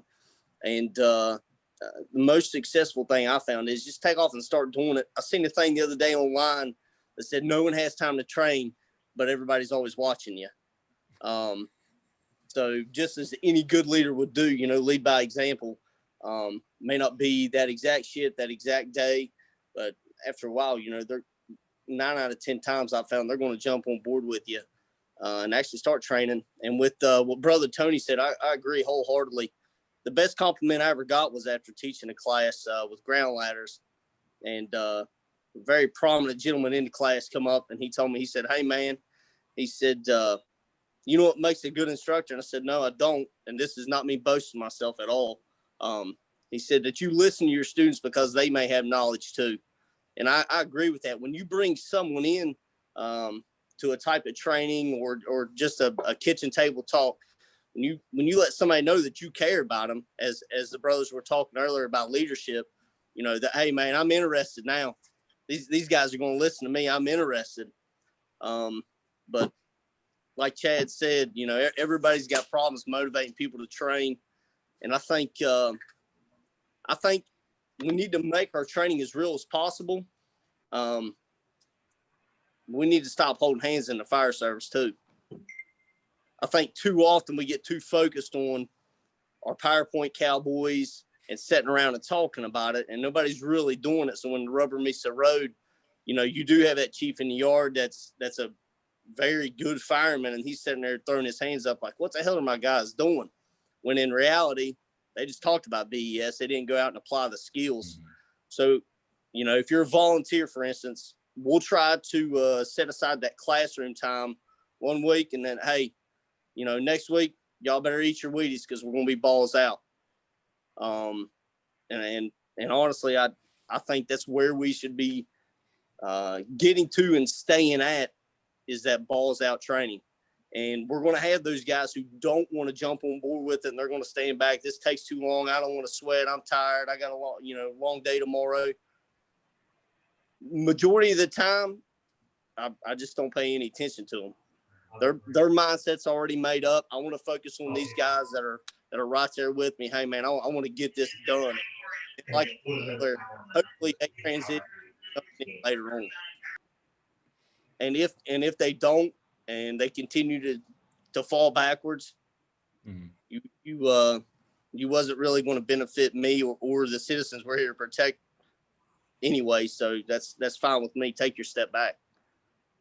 And I don't mean that to sound like hey, you're not right up here to par with everyone else, I'm going to kick you to the curb. I don't mean that.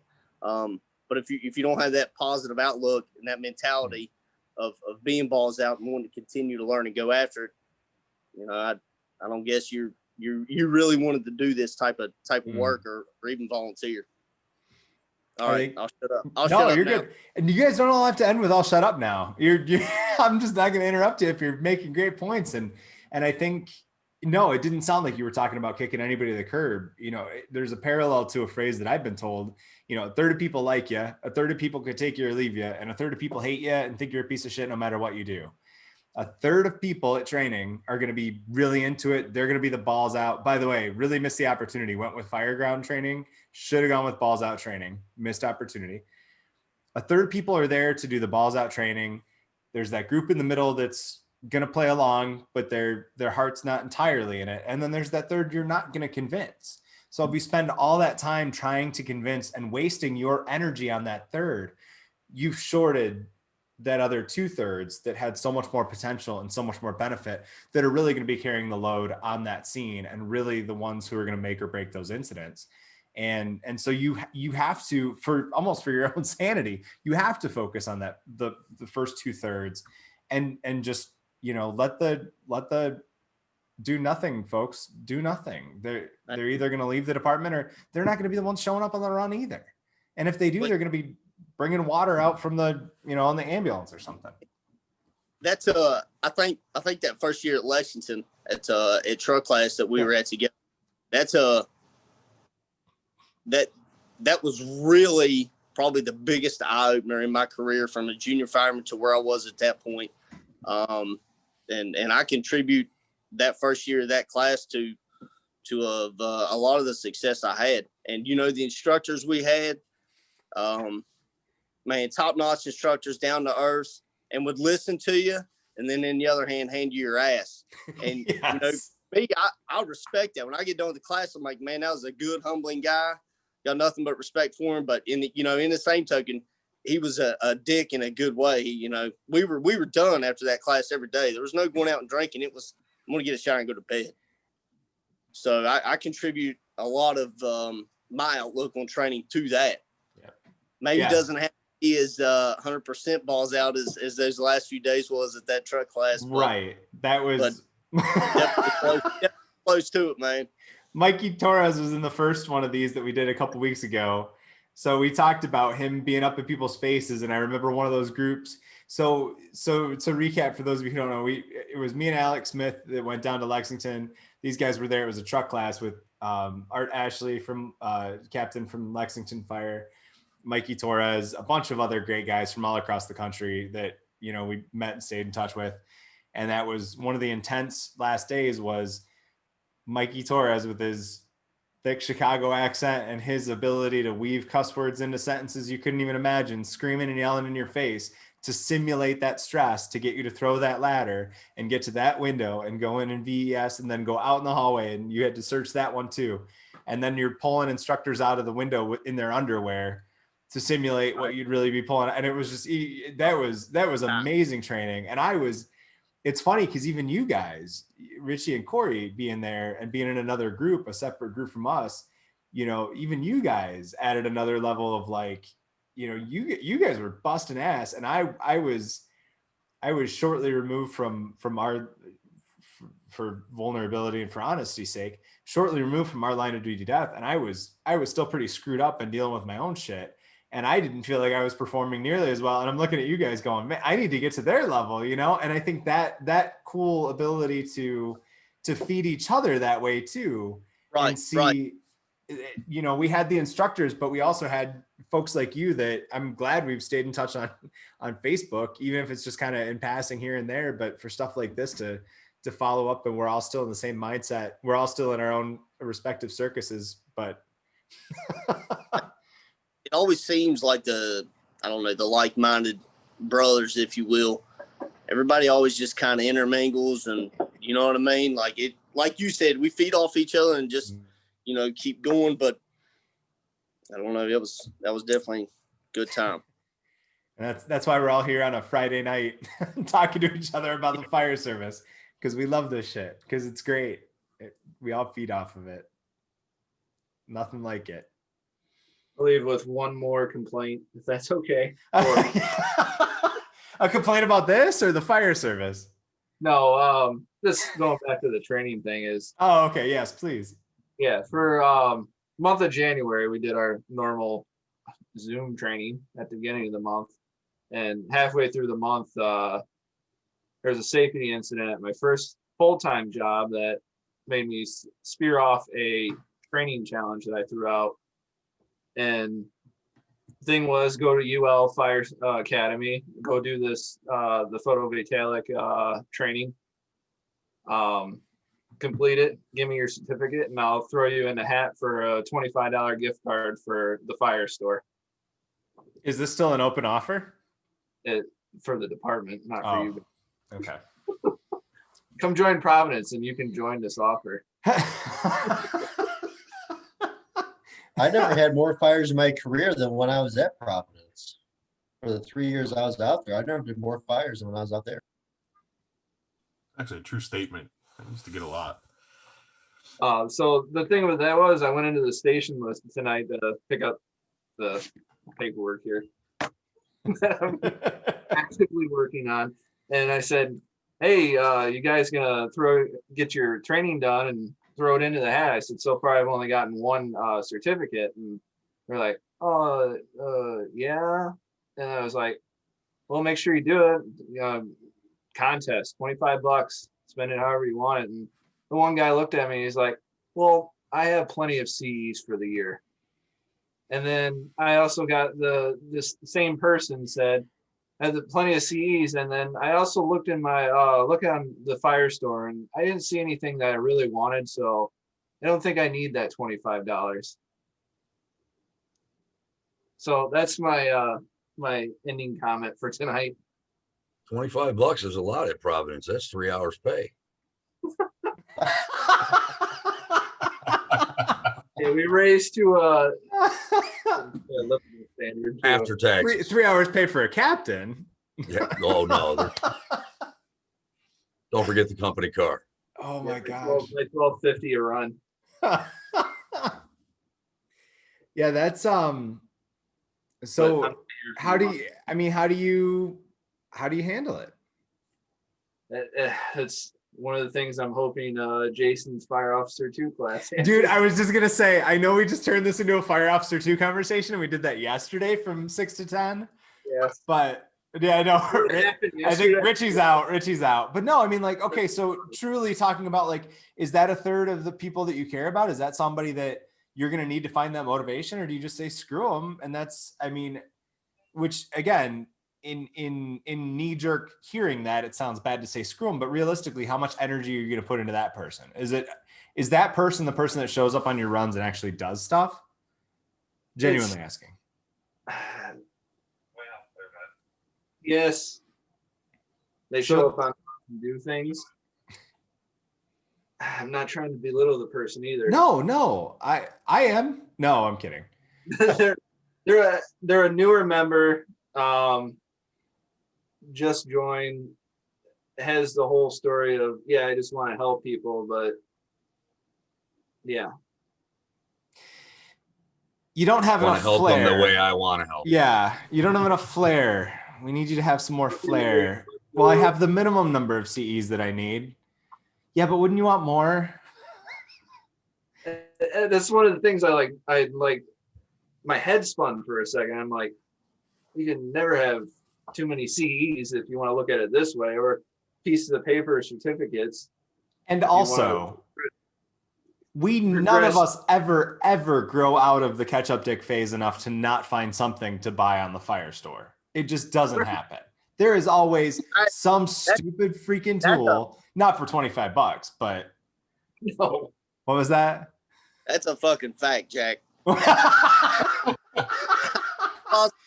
are 5 A's, man. He told him that was a fucking trigger word for me, didn't he? I had never heard the term ketchup dick until 17 or 15 years into my career when I got out to the province. These guys keep calling everybody ketchup dick. I'm like, what is that? We call the guy in the department socks for an obvious reason, but that's the ketchup thing.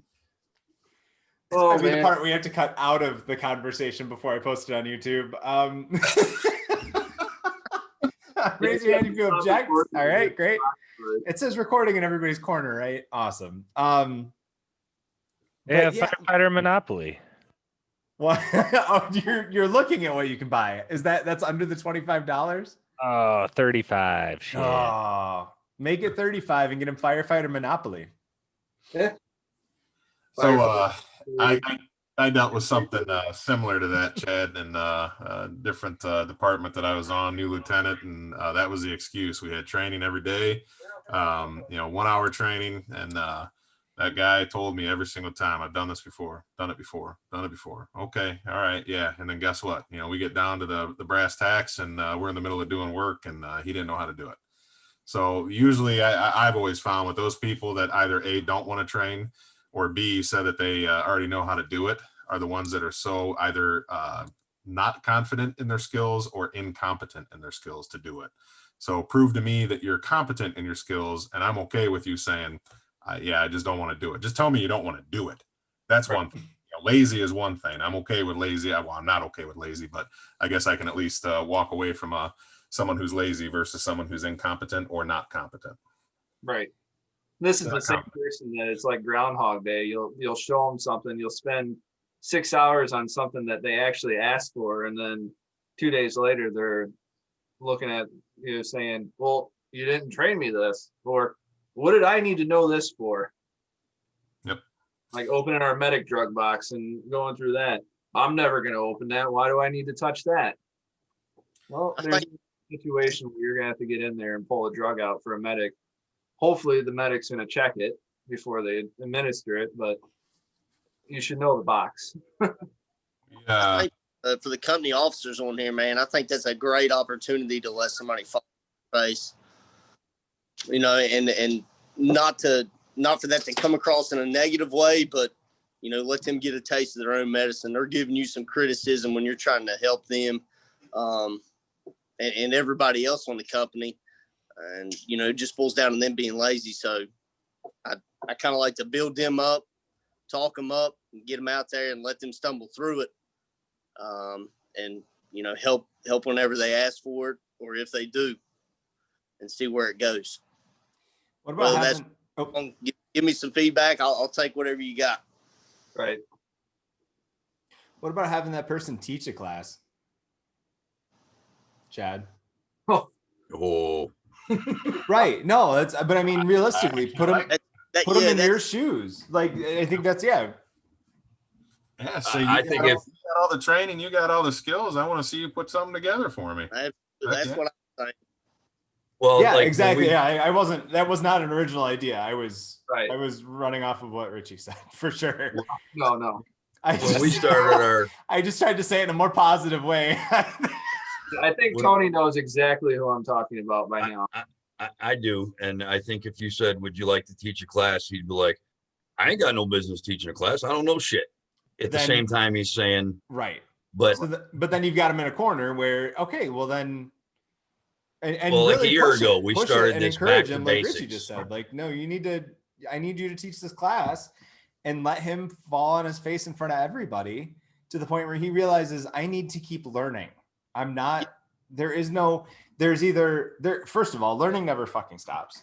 Second of all, if you're gonna think you're at that point where you don't need more CEs, then you better sure as hell be teaching somebody something. Because if you're that good that you don't need to keep taking CEs, which none of us are ever, then teach somebody something and show it. Well, my trick is getting if they're saying I got this down, then I find I'm called the old man at the department. Why is that, Tony? My deep, soulful baritone, I guess. Yes.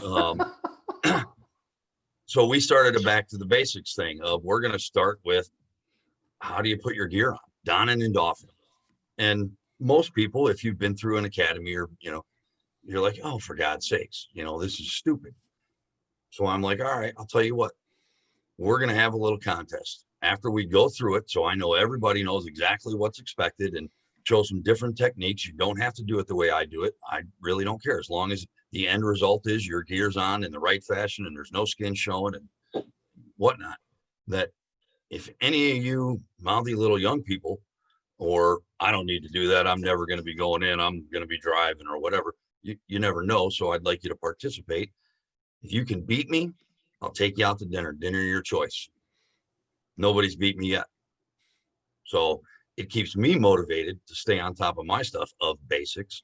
And then without shaming them, it's the whole, I can pee farther than you, adolescent, male dominated stuff that you challenge somebody without doing it in you attack the argument, not the person. So you don't say you're an idiot or you're lazy. You say I'm better than you. Just and if to they be go, clear, okay, right. You're not challenging us to a doffing competition, are you? Or donning competition? I would probably lose to people as exceptional as yourself. I'd probably just give up just seeing the mustache, because anybody that can pull that shit off. Every time I grow a beard, I shave it down to that and I look at myself for about 3 seconds and go, no. I do the same thing, but then I walk out of the bathroom.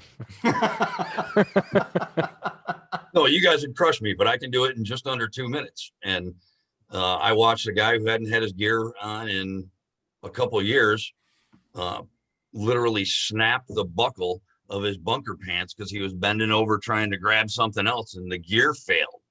And he's like, oh, wait, I need a do-over. Take his, go get another pair of pants, take as much time as you need. And he tried like 3 more times and couldn't do it. Now he hasn't come back and said, I've been practicing, which was my hope, but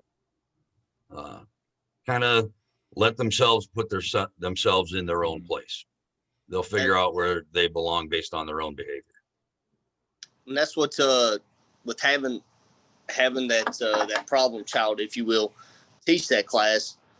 They're either going to do it, fall on their face, and maybe that will influence them to continue their education and realize, hey, I don't really know exactly what I thought I did. Or they're just going to be quiet and go in the closet, not say nothing else. So there's a couple things they can take away from it. And they still just may be the same old cat too. Everybody's going to react differently, but hopefully they take the positive approach after that, with the little the eyes, so to say, everybody's eyes on you, and you fell on your face. And by the way, brother Tony, this guy's got a better mustache. Oh, damn! Look at that. Little curls to it. That's strong. Gingers are Promote that man immediately. Yes. Who said ginger? Gingers are disqualified. Oh, and the blink pops on. There you go. Finally turns on the video so we can all see that. Hey, Ashley just said you better take back the ginger comment. We all know my wife has this secret thing for gingers. You're not a well, we won't go into that. So she's off camera. The other thing I was gonna say to that too is even beyond the let them fall on their face part of the training, let them be in a position where now they have to get people to care that might not care, and let them feel that, feel that, like what he was giving to Chad, let him feel people giving that to him. If there's anybody else in the department that might feel that way. I mean, now you're in the spotlight, not even in a perform, dance monkey dance and do it right, but in a understand the perspective that Chad's coming to you in, where he's saying, hey, I want you to take this training and here's why, and it's important. Oh, there goes live rescue. I want you to take this training, it's important, and here's why. And see what it's like to have to get people to buy in like that. Jeez.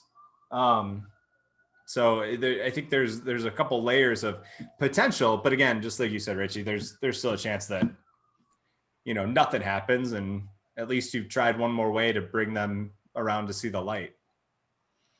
Well, it's like one of the instances I use is this individual actually lives next door to me.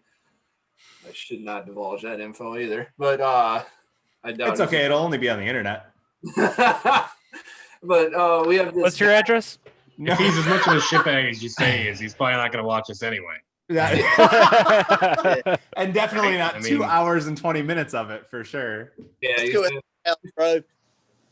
So right across the street from our houses, I should say, is a guy that has decided to completely live off the grid, has multiple hodgepodges of solar panels in his front yard. This is the other one that struck my interest in why to do this, because every time I drive home and pull in my driveway, I can smell batteries like melting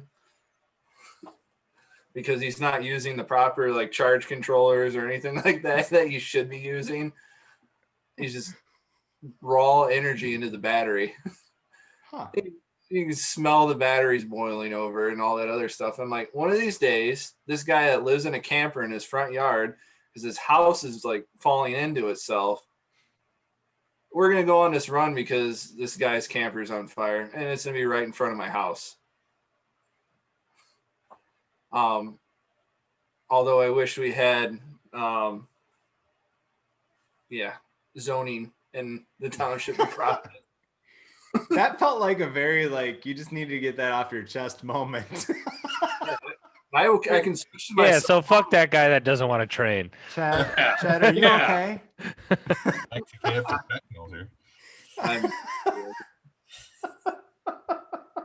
Oh my gosh. Next Friday, we're going to do a field trip. I'll log in from my phone and I'll just walk over to this guy's house. I'm missing where that was connected to the guy who doesn't want to train, other than the co-location of your properties. You just the photovoltaic risk is something only Chad would recognize driving by at 60 miles an hour. It's a bit unique, Chad. You have to admit that. I think what my brother's trying to say is love is blind. And yeah. Oh, this thing's really coming off the freaking rails, isn't it? Well, we're coming up on 10:30, and we got to keep this thing going, so we can't keep talking about everything as much as it would be great. When all this COVID stuff is over, we're all getting together at a real table and we're staying up as late as we can at that point. Tony, you can go to bed at like 9:30. The rest of us will stay up till 2 and keep talking. I'm your designated driver. He's unmuted. Oh no, we're just going to Denny's. There's no alcohol at Denny's. We're good. No, you guys come to West Virginia. You can hang out in my holler. Hey, we've had some great time between knowing you guys there and doing some great classes up in Wellsburg. We have had some crazy times training in West Virginia. So yeah, we'll take you up on that. We'll get into those stories another time. But yeah, I think we'll wrap it up for tonight unless anybody else has any final words. Chad, any other neighbors you want to tell us about before we go? No, not today. Love you, brother. It was nice meeting and seeing everybody. If you guys recorded Live Rescue, check me out at like 9:40. I was in there holding the door open. Real hero stuff. Strong work. Oh, So, wow. And it is not all, in fact, live. Spoiler alert. Is that your new? It's gonna be your new Facebook picture. Of course, you have to show everybody. Facebook. I know. That was the best I had. But congratulations for your national television debut. Yeah, I'm a world recognized hero now. God, I really wish we could have ended this on a high note, but I guess we're gonna call it there. Hey, you brought in your hamburger story. I didn't bring it up. Somebody else brought it up. It wasn't my fault. Anyway, any final thoughts from anybody before we call it a night? And everybody's welcome again next Friday night, 8 o'clock. We're just going to keep doing this thing. Yeah, Jason didn't show up. That's my only final thought. Which Jason? Jason, our instructor from our multiple. Oh, Jason. Oh, geez. I thought you were talking Sallows. I'm sorry. I was confused. But yeah, you know, I'm just surprised. Never end if Jason Sallows was in here.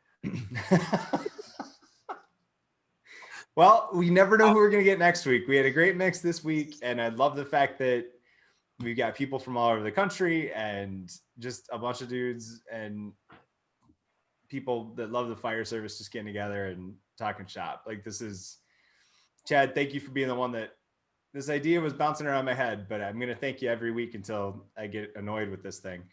But thank you for being the one who finally pushed me into thinking we should probably do this. And this is turning out to be something really cool and you know, good way to kill time when we're all cooped up in our houses waiting for the world to get a little healthier and safer. So thank you guys all for clicking in. And yeah, the link is always on fireground4.com and a lot of other random stuff there. I just posted a bunch of old blogs today if you want something to be angry about by next week that we can talk about. And in the meantime, if anything else comes up thanks Dan for the thumbs up.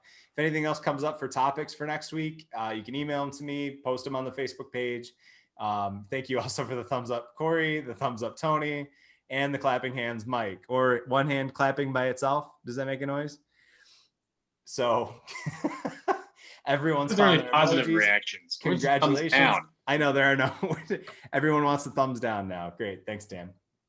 Cool. Well, thank you guys so much for being here. We'll see you next Friday at 8. And yeah, I hope everyone's surprised now. All right, I'm done.